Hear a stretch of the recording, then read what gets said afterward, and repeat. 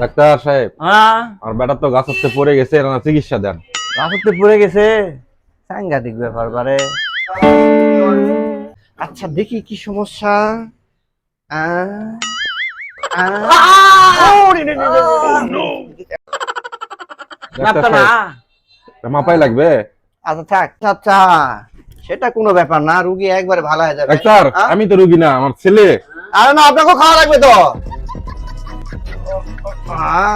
ঠিক আছে, কোনো সমস্যা নাই, সব ভালো হয়ে যাবে। বলেন তাহলে আচ্ছা ওষুধ কি দেবো? আচ্ছা ধরেন এটা দিনে 2 বেলা খাবে। বলেন তো এটা কিসের ওষুধ?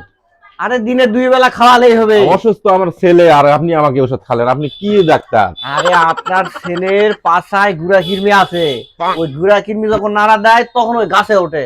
ওই গুড়া কিরমি যখন ভাল মরে যাবে তখন আর গাছে উঠবে না, হাত পাও ভাঙবে না।